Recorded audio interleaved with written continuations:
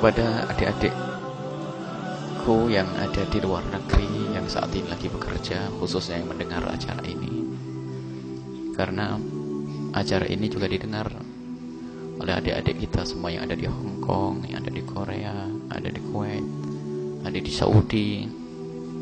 Maka kami himbau, jika Anda seorang wanita, wahai adik-adikku, bercita-citalah untuk ngambil waktu yang terdekat untuk bisa segera pulang berkumpul dengan keluarga.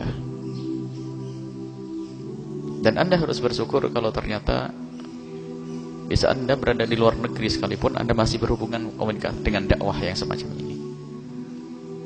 Seperti adik-adik kita yang ada di Hong Kong dan seterusnya. Bahkan kita dalam waktu dekat juga akan ke sana. Mereka juga rindu pengajian. Akan tapi ketahuilah, anak-anak di rumahmu lebih butuh kepada sentuhan tanganmu. Kehormatan dan kemuliaanmu pun harus kalian perhatikan. Jangan sampai mengejar dunia tapi terhinakan. Ini harus jadi bahan renungan setiap saat untuk adik-adikku yang ada di mana, di luar negeri sana, yang jauh dari orang tua. Kehormatanmu, kemuliaanmu, ketahuilah kebahagiaan yang sesungguhnya adalah di surga nanti. Dan insya Allah kalau kalian dengar ini semuanya, kalau kalian dengar karena Allah, Allah akan buka rezeki di negerimu, bersama keluargamu, bersama suamimu, bersama bapakmu, rezeki yang penuh keberkahan. Karena kalian pulang karena Allah Subhanahu wa ta'ala. Jangan jauh dari orang tua, jangan jauh dari suami, fitnah. Belum lagi, sadarkah kalian anak yang kalian tinggal? Ada sebuah informasi seorang ibu meninggalkan anaknya. Dan memang ibu ini baik, sehingga anaknya di rumah hanya bersama dengan neneknya saja yang sudah sepuh, yang kadang dibentak oleh cucunya pun tidak bisa berbuat apa-apa. Sang cucu diberi terus uang dan uang dan uang. Semakin banyak kawan, dan kawannya tahu kalau dia banyak uangnya. Mulai berkenalan dengan dunia yang tidak baik, mabuk dan seterusnya. Hingga terjadilah suatu ketika percekcokan hingga berani membunuh orang lain. Ibunya ada di mana? Ibunya ada di tempat yang jauh. Bahkan ada seorang anak karena biasa dimanja oleh ibunya dengan pemberian kayak begitu dari luar negeri.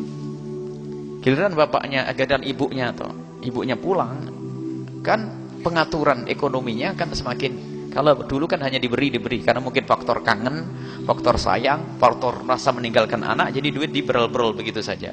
Tapi giliran ibunya pulang mulai diatur itu sudah mulai protes karena sang anak tidak punya akhlak, tidak punya pendidikan. Sehingga akhirnya apa? Keluarlah pisau, sehingga ditemukan di sebuah kampung, ibunya harus dijahit dengan 12 jahitan. Lihat, pendidikan itu penting, wahai adik-adikku yang sekarang ada di luar negeri. Anak-anakmu ada di mana?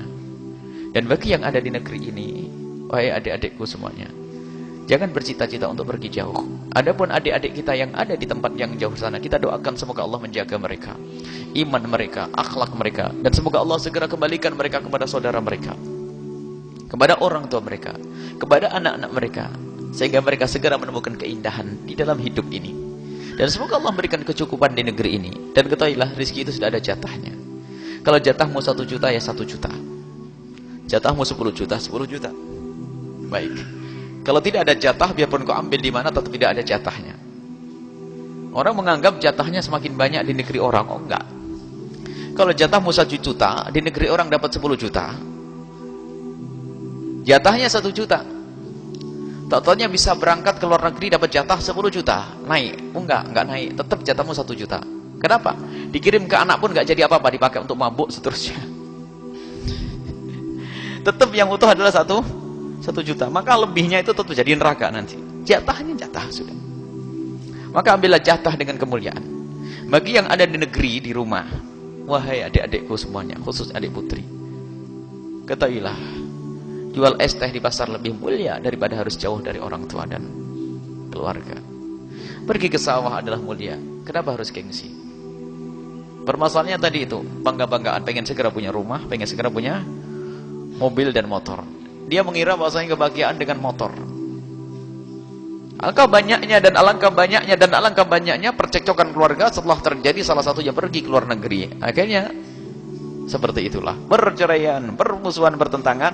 Dan yang ngadu kepada kami bukan 10-20 orang, kalau dihitungin ratusan, bingung membuat jadwalnya nanti. Jadi apakah tidak belajar dari yang demikian itu? Jadi ada.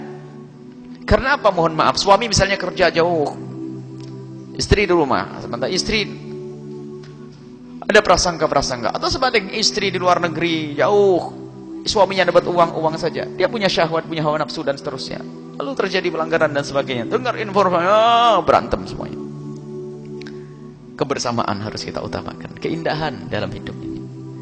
Ini adalah nasihat umum. Akan tapi siapapun di antara adik-adik kita yang sudah terlanjur pergi ke luar negeri, ke sana, ini ada di antara mereka yang dengar saat ini, dengar adik-adikku, dan mereka juga mendengar streaming langsung, lihat dengan di televisi, bercita-citalah, niat untuk kembali, segera untuk bisa melihat orang tua dengan modal apa adanya saja. Mulialah, bergabung dengan tempat mulia. Allah akan buka rezeki di rumah, dekat dengan orang tua. Yang di rumah nggak usah pergi ya. Ini nasihat lebih penting lagi daripada yang tadi ini. Karena apa? Ini sudah umum ya. Pergi, nggak mikir.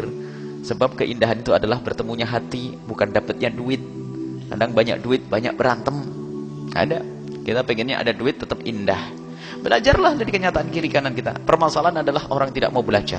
Tidak menggunakan akalnya, tidak digunakan untuk merenung. Lihat problem-problem tetap saja nyantai. Pengen cari duit, Allah.